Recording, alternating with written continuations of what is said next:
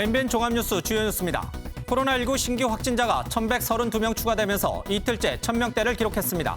최근 한 달간 확진자 4명 가운데 1명은 가족 감염으로 나타났습니다.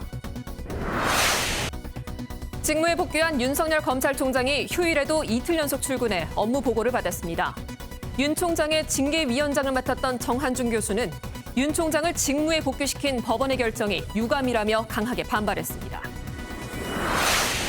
윤석열 검찰총장에 대한 법원의 직무복귀 결정을 두고 민주당에서는 면죄부가 아니라며 국회 차원에서 윤 총장의 탄핵을 추진하자는 목소리까지 나오고 있습니다. 국민의힘은 권력 중독이 선을 넘었다며 강하게 비판했습니다. 김포의 한 주택가에서 어린 남매가 쓰레기 더미로 가득 찬 집안에 방치된 채 발견돼 경찰이 수사에 나섰습니다.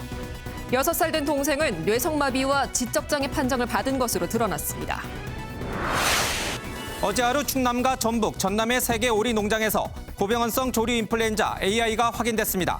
한 달 새 전국 25개 농장으로 AI가 퍼져나가면서 산지 오리 가격이 지난해보다 55%나 올랐습니다. 사회적 거리두기가 계속되면서 혼자 사는 노인들은 외로움에 감염 우려까지 더해져 이중고를 겪고 있습니다. MBN이 이분들을 만나 열악한 환경을 취재하고 해법을 모색했습니다. 시청자 여러분 안녕하십니까? 오늘 MBN 종합뉴스는 최일구 앵커의 사정으로 제가 진행하겠습니다. 첫 소식입니다. 방역당국의 5인 이상 금지 조치에도 코로나19 확산세가 좀처럼 꺾이지 않고 있습니다. 어제 최대 확진자가 나온 데 이어서 오늘도 1,100명대를 기록했습니다. 특히 최근 한 달간 확진자를 들여다봤더니 4명 가운데 1명은 가족 간의 감염이었습니다. 40, 50대 아빠들이 외부에서 감염돼 집에 있는 아이들과 아내에게 감염시키는 일이 많아졌습니다. 첫 소식 김경희 기자입니다. 국내 코로나19 하루 신규 확진자 수는 1,132명으로 이틀 연속 4자릿수를 이어갔습니다. 어제 1,241명으로 최다를 기록한 데 이어 두 번째로 많은 수치입니다. 사회적 거리두기 강화에도 코로나19 감염 확산세가 꺾이지 않는 겁니다. 휴일인데도 보건소와 임시선별검사소엔 6만 명 넘게 검사자가 몰렸습니다. 연말연시 방역 강화 조치에 적극 협조해 주시고 있으나 지난 일주간 전국 하루 평균 확진자 수가 1,017명으로 코로나19 유행 확산세가 꺾이지 않고 유지되고 있는 상황. 방역당국은 최근 3차 대유행을 분석한 결과 가족 간 감염이 4명 중 1명꼴로 나타났다고 밝혔습니다. 가족 중 가장 먼저 확진된 연령대는 40대와 50대가 가장 많았고 특히 19세 이하 확진자는 44%가 가족에게 감염됐습니다. 사회생활을 통해 감염된 뒤 배우자와 자녀, 부모에게 전파하는 양상입니다. 정부는 내일 오후 중대본 회의를 열어 사회생활까지 멈추는 3단계 격상 여부를 결정할 방침입니다. MBN 뉴스 김경희입니다. 서울 동부구치소에서 수백 명의 확진자가 나오면서 이들을 격리 치료할 생활치료센터로 경북 청송에 있는 교도소가 지정됐습니다. 격리된 시설인 만큼 일반 주민들에게 지역 감염 우려는 없지만 그래도 주민들은 굳이 이곳으로 오냐며 불안해하고 있습니다. 박규원 기자가 목소리를 들어봤습니다. 코로나19 집단 감염이 발생한 서울 동부구치소입니다. 지난달 첫 감염자가 나온 뒤 지난 18일 187명 무더기 감염에 이어 어제도 288명의 확진자가 발생했습니다. 6명이 추가로 확진 판정을 받으면서 서울 동부구치소 관련 누적 확진자는 총 520명이 됐습니다. 동부구치소발 교정시설 감염 확산도 우려되고 있습니다. 동부구치소에서 속초의 교정시설로 옮긴 수용자 1명이 어제 확진 판정을 받은 겁니다.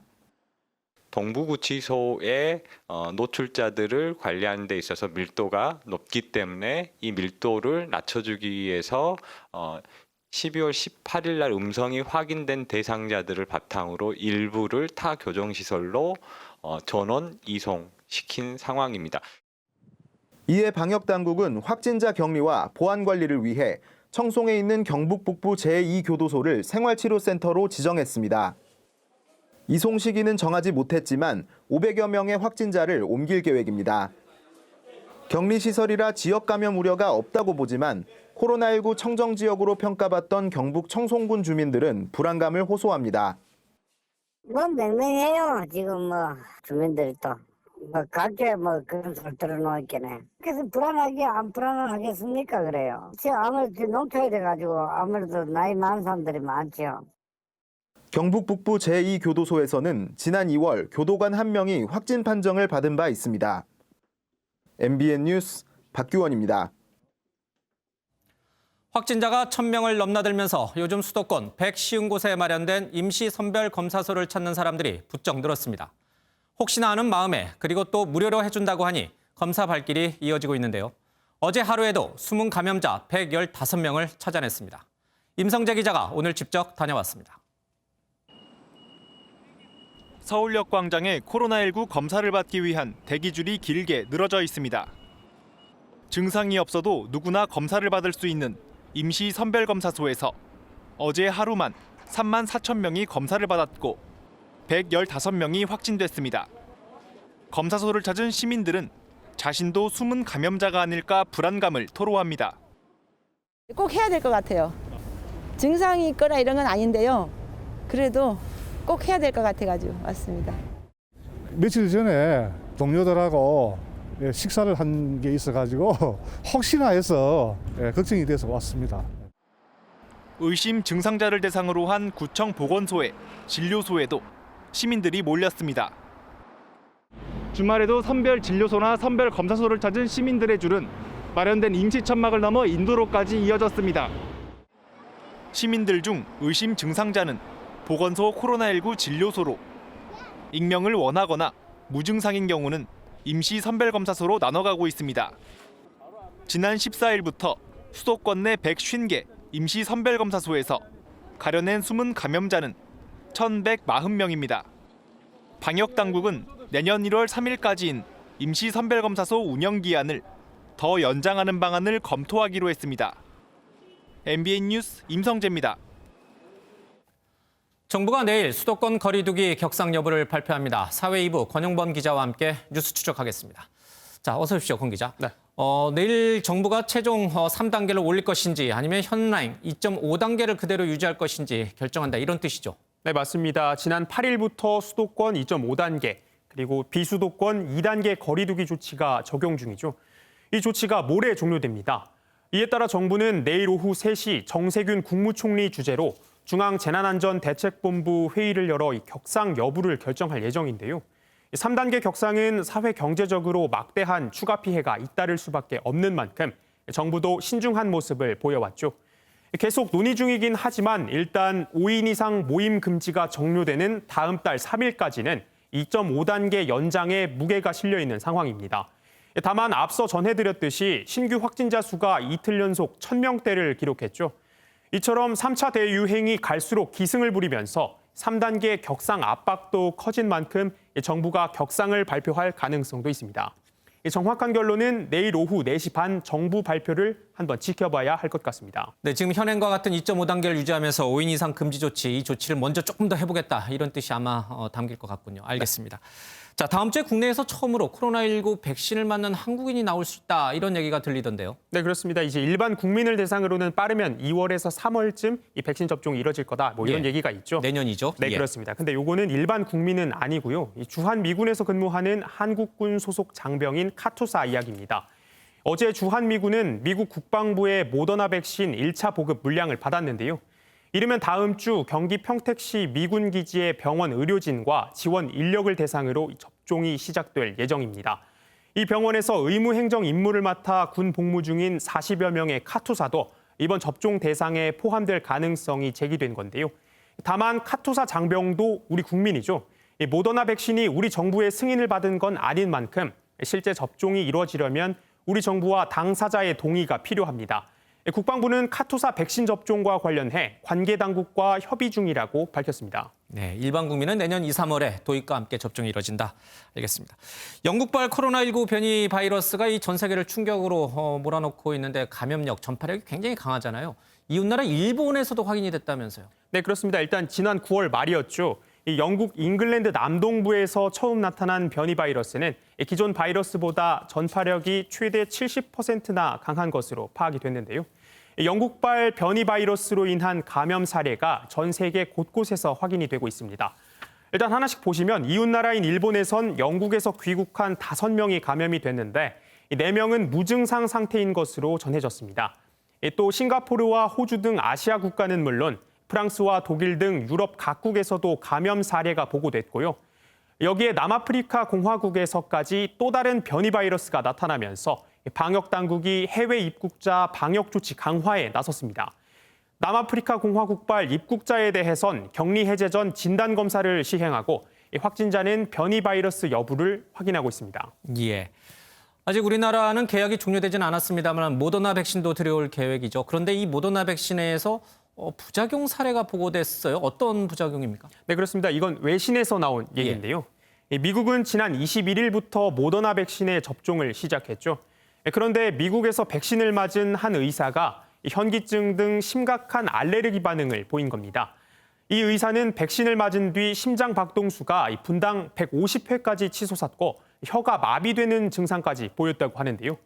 화이자 백신 접종자 중 6명이 알레르기 반응을 보인 사례는 있었지만 모더나 백신의 부작용 사례는 이번이 처음입니다. 조개 알레르기가 있었던 이 의사, 알레르기 치료제를 맞고 다행히 지금은 회복을 했다고 합니다. 앞서 미국 식품의약국은 모더나 백신 부작용 정도가 일반적인 백신과 비슷한 수준이라고 평가를 했는데요. 임상시험 참여자 중 모더나 백신 투여자의 1.5%, 가짜약 투여자의 1.1%가 각각 과민 반응을 보인 것으로 나타났다는 겁니다. 한마디로 비슷하다는 건데 정부는 일단 백신 접종 상황을 좀 지켜보면서 이상 반응에 대해 대응을 하겠다는 방침입니다. 예. 빨리 맞는 게 중요한 것인가 아니면 안전하게 확인이 된 다음에 맞는 게 중요한 것인가 참 어려운 문제인 것 같습니다. 지금까지 사회이부 권영본 기자와 뉴스 추적했습니다. 고맙습니다. 지금부터는 윤석열 검찰총장 관련 소식입니다. 윤 총장이 어제 오늘 이틀 연속 출근해서 월성원전 수사 등 주요 사건 보고를 받았습니다. 한편 윤 총장 징계위 위원장을 맡았던 정한준 교수는 법원의 윤 총장 직무복귀 결정을 강하게 비판했습니다. 먼저 서영수 기자입니다.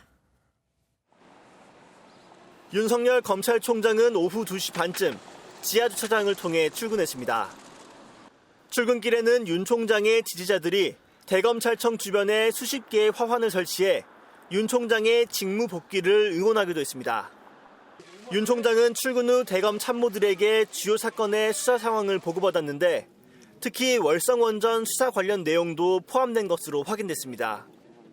윤 총장이 밀린 업무 보고를 통해 주요 사건 현황을 점검한 만큼 조만간 월성원전 수사 등 주요 사건에 대한 수사 지휘에 나설 것이란 관측도 나옵니다. 윤 총장은 또 내년부터 시행되는 새로운 형사사법 시스템을 철저히 준비해 국민 불편을 최소화하라고 지시하기도 했습니다. 이런 가운데 윤 총장의 징계위원장을 맡았던 정한중 한국외대 교수는 윤 총장의 직무 복귀 결정을 내린 법원의 판결에 처음으로 입장을 내놨습니다. 정 교수는 징계 절차의 위법성을 지적한 재판부의 결정은 심의 유감이라며 징계 절차에는 문제가 없었다고 주장했습니다. 또 윤 총장이 정치적 중립을 어긴 게 아니라는 판단에 대해서도 재판부가 법조윤리를 제대로 이해하지 못한 결과라며 강도 높게 비판했습니다. MBN 뉴스 서영수입니다. 여당의 윤석열 탄핵론에 야권이 강하게 반발했습니다. 친문 세력의 마지막 발악이라는 원색적인 표현을 쓰면서 헌법 파괴 행위를 중단하라고 비판했습니다. 이어서 노태현 기자입니다. 문재인 대통령의 사과에도 더불어민주당에서 윤석열 검찰총장에 대한 비판과 탄핵론이 나오자 야권에선 날선 비판이 잇따랐습니다. 국민의힘은 논평을 통해 사과에 영혼이 없다며 문 대통령과 여당을 함께 꼬집었습니다. 윤석열 탄핵론은 주권자인 국민에 대한 모욕일 뿐만 아니라 헌법을 스스로 부정하는 것이라고 목소리를 높였습니다. 대통령의 책임은 결코 가볍지 않다는 것을 아직도 깨닫지 못하는 것 같습니다. 권력 중독이 선을 넘었습니다. 여당의 이런 검찰 공격에 대해 하태경 의원은 국민들은 대통령이 감옥 갈 불법을 저지른 것이 아닌가 의심할 수밖에 없다고 지적했습니다. 원색적인 비판도 이어졌습니다. 장제원 의원은 SNS를 통해 친문 세력의 마지막 발악이라며 권력의 안위를 위해서는 법도 상식도 양심도 모조리 팔아먹겠다며 흥분해 있다고 비난했습니다. 서울시장 출마를 선언한 금태섭 전 민주당 의원도 탄핵 추진은 강성 지지자들로부터 점수를 따보겠다는 얄팍한 술책이라며 탄핵으로 국민들을 편가르게 하는 건 용납할 수 없다고 경고했습니다. MBN 뉴스 노태현입니다. 네, 다음 소식입니다. 유시민 노무현 재단 이사장이 땅을 사고 팔아서 부자가 될 수 없는 정책이 나와야 한다고 말해 논란이 일고 있습니다.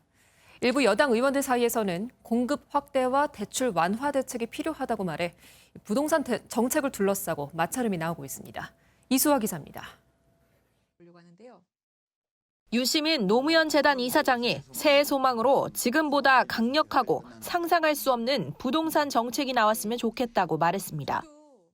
더 이상 뭐 땅 사고 팔아갖고 부자 돼야지. 이게 아예 생각조차 할 수 없는 그런 세상이 됐으면 좋겠는데. 유 이사장은 우리나라는 물론 미국과 영국, 독일 모두 부동산 값이 올라서 난리라며 토지, 단일세 등을 연구할 필요가 있다고 지적했습니다.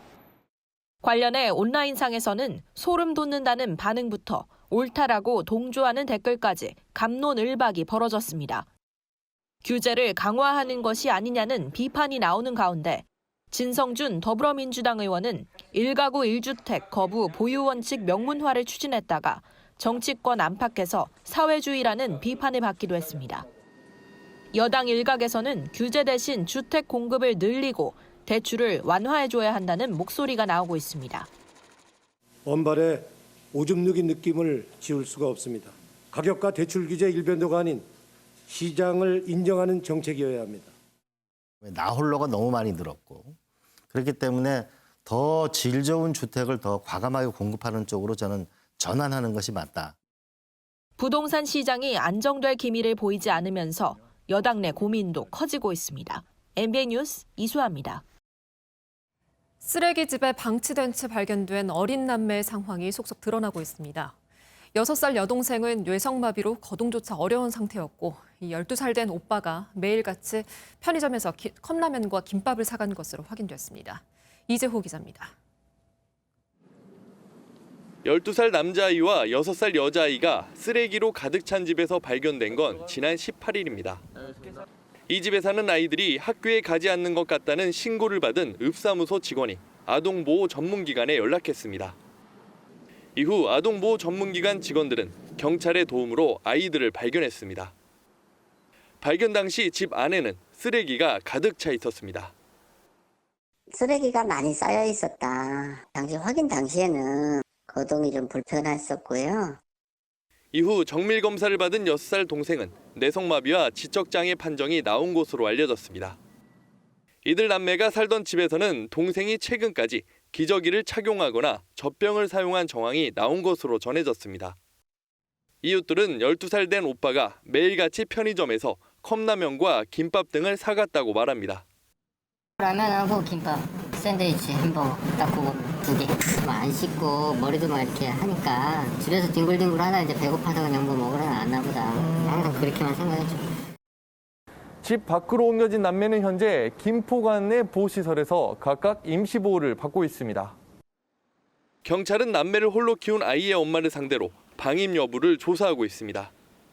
MBN 뉴스 이정우입니다. 네, 거리두기 강화 속에 혼자 사는 어르신들이 감염 위험뿐 아니라 외로움까지 더해져 힘든 시간을 보내고 있습니다.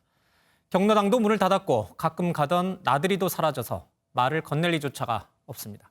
홍지호 기자가 만나봤습니다. 서울 동작구에 사는 최태연 할머니는 일주일에 한 번 병원을 가는 것 말곤 외출할 일이 없습니다. 코로나 상황이 심각해지면서 외출은 사실상 금지 상태가 됐습니다. 말할 사람이 강아지밖에 없으니까 좀 심심해. 한 번 더 나갈 것도 못 나가. 그래서 병원에 갈 때만 밖에 나가. 경로당은 문을 닫고 지자체에서 진행하던 나들이나 복지단체들의 반찬 제공도 멈추다시피 해 독거노인들의 겨울은 더 외로워졌습니다. 외출은 안 하는데 어쩌다 한번 이렇게 동네 한 바퀴 돌아와서 또 여기서 텔레비에 버스 안고 살아요. 사람 왔다 갔다 하면 그게 좋은데 지금 제일 문제는 코로나 때문에 누가 오는 것도 제일 싫은 그 불편한 거예요. 혼자 사는 어르신들은 꾸준히 늘었는데 4년 전과 비교해 25% 정도 더 많아져 지금은 160만 명 가까이 됩니다. 65세 이상 노인 고독사도 3년간 400건 넘게 늘어났는데 전체의 45%에 달합니다. 혹은 건강 상태나 혹은 심리적인 압박이나 이런 것들이 홀로 계신 분들에게 장기화된다면 나중에는 걷잡을 수 없는 사회적인 문제가 될 가능성이 크다고 봅니다. 고립사라고도 불리는 고독사를 막기 위해서라도 코로나19 상황에서 소외된 어르신들에 대한 지원책이 더 필요한 시점입니다. MBN 뉴스 홍지호입니다. 코로나19 대유행 속에 지역 농가에서는 조류 인플루엔자 AI의 확산세가 큰 근심거리입니다. 하루 동안 전북과 전남, 충남의 3개 오리 농장에서 고병원성 AI가 확인됐고 의심 신고도 잇따르고 있습니다. 덩달아 산지 오리와 달걀 가격도 들썩이고 있죠. 이병주 기자의 보도입니다. 성탄절 하루에만 오리 농장 3곳에서 고병원성 조류 인플루엔자 AI가 확진됐습니다. 지난 23일과 24일 전북 남원과 전남 구례, 충남 천안의 오리 농장에서 접수된 의심 신고가 모두 고병원성으로 확인된 겁니다. 이에 따라 지난달 가금 농장에서 첫 AI가 확인된 이후 한 달여 만에 전국 25개 농장이 감염됐고 살처분된 닭과 오리 등의 수는 900만 마리를 넘어섰습니다. 충남 예산과 경북 경주에서도 의심 신고가 접수돼 정밀 검사가 진행 중입니다. AI가 확산하면서 안정세를 보이던 오리와 달걀 가격도 들썩이고 있습니다. 산지 오리 가격은 이미 1년 전보다 55% 이상 급등했고 특란 10개의 소비자 가격도 6% 넘게 올랐습니다.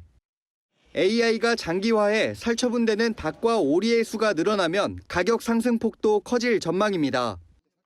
작년도가 지금까지 오리 업계에서는 제일 가격이 좀 안 좋을 때였거든요. 이게 장기화될 경우에는 좀 추이를 좀 살펴봐야 될 것 같습니다. 정부는 닭과 오리의 사육 마리수가 평년보다 많고 냉동 재고가 충분해 가격 급등 수준의 불안까지는 오지 않을 것으로 전망하고 있습니다. MBN 뉴스 이병주입니다. 미국 내슈빌에선 크리스마스 아침에 난데없는 대형 차량 폭발이 일어나 일대가 아수라장이 됐습니다. 현장에서는 폭발 전 대피하라는 경고방송까지 나오는 등 사건 정황에 의문점이 많습니다. 전민석 기자입니다. 성탄절 새벽 미국 내슈빌 시내 한가운데서 캠핑카 한 대가 폭발했습니다. 폭발 전엔 수차례 경고 녹음 메시지가 흘러나왔습니다.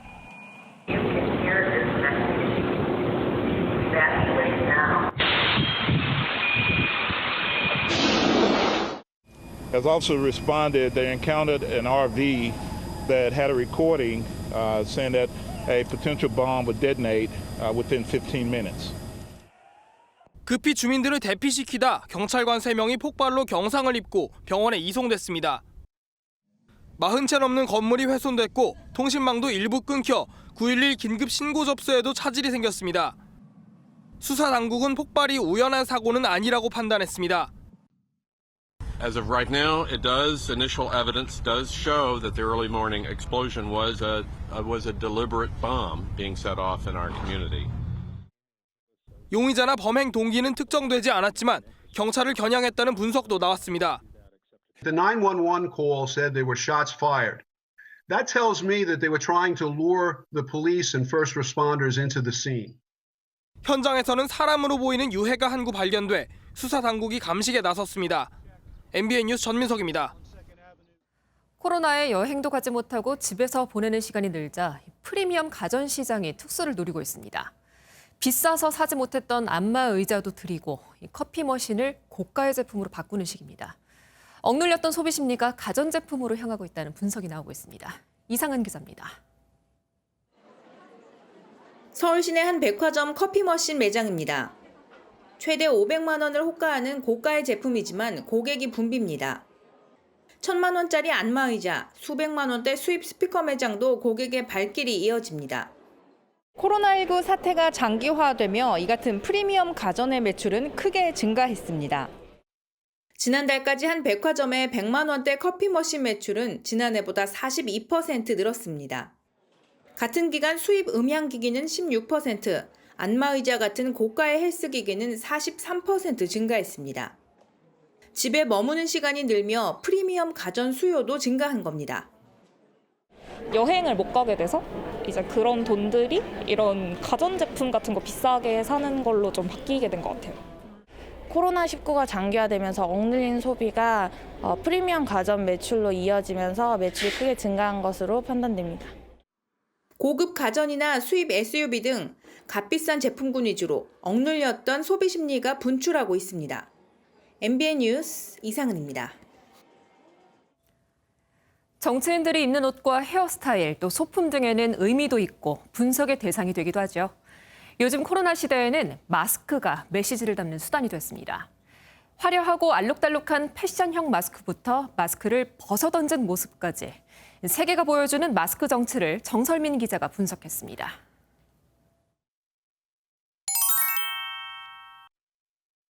질 바이든 여사는 지난 10월 마지막 대선 토론회에서 패션 정치를 예고했습니다.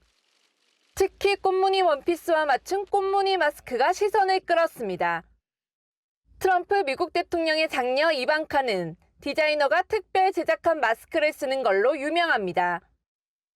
미국 민주당의 낸시 펠로시 하원의장은 주황색 꽃무늬 마스크부터 파란색 마스크까지 다양한 마스크를 선보입니다.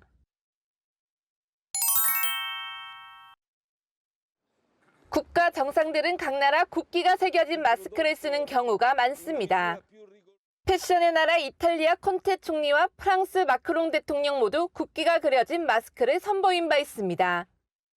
메르켈 총리는 독일이 올해 유럽연합 의장국인 만큼 EU 2020이라고 쓰인 마스크를 썼고, 네타냐후 이스라엘 총리는 성조기와 이스라엘 국기가 그려진 마스크를 써 양국의 긴밀한 관계를 강조하기도 했습니다.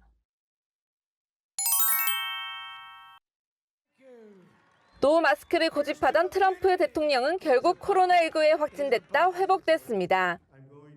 지난 7월 군병원을 방문했을 때 처음 마스크를 썼는데 대통령 직인이 찍힌 남색 마스크였습니다. I think it's a great thing to wear a mask. I've never been against masks, but I do believe they have a time and a place. 영국의 엘리자베스 여왕도 노 마스크로 거센 비판을 받은 뒤 무명용사 묘소를 헌화하는 자리에선 검은색 마스크를 썼습니다. MBN 뉴스 정설민입니다. 주말인 오늘 예년보다 포근했지만 미세먼지가 찾아왔죠. 휴일인 내일도 추위 대신 미세먼지에 유의하셔야겠습니다. 국외 미세먼지가 유입되고 대기가 정체되면서 수도권과 충북, 경북의 미세먼지 농도가 종일 나쁨 수준을 나타내겠습니다. 한편 내일 남부지방과 제주도는 비 소식이 있습니다. 아침에 제주도에서 비가 시작돼 낮에는 남부지방으로 확대되겠고요. 5에서 20mm 정도 내리다가 밤에 대부분 그치겠습니다. 내일도 큰 추위는 없겠습니다. 서울의 아침 기온 3도, 낮 기온 10도로 이맘때보다 7도가량 높겠고요. 춘천과 충주 등 일부 지역은 아침에 영하권으로 내려가겠습니다. 남부지방 아침 기온은 오늘보다 높겠지만 낮 기온은 오늘과 비슷하거나 조금 낮겠습니다. 동해안 지방 건조주의보가 발효 중입니다. 화재가 나지 않도록 조심하셔야겠습니다. 당분간은 예년보다 포근하겠지만 새해를 앞두고 극심한 한파가 찾아오겠습니다. 30일과 31일 전국의 아침 기온이 영하 15도 안팎까지 내려가겠습니다. 날씨였습니다. 크리스마스 연휴와 연말인데도 부모님 찾아뵙지 못하고 외출도 마음대로 못하고 많이 답답하고 짜증도 나시죠? 네, 하지만 나나쯤 어때 하는 순간 그 누군가를, 심지어 사랑하는 가족 누군가를 죽음으로 내몰 수 있습니다. 더 큰 고통을 피하기 위해서 지금은 우리 모두가 멈춰야 할 순간입니다. 네, 드론으로 찍은 멋진 한강의 야경을 보면서 답답함을 달래시기 바랍니다. 네, MBN 주말 종합뉴스 여기서 모두 마치겠습니다. 시청해주신 여러분 고맙습니다.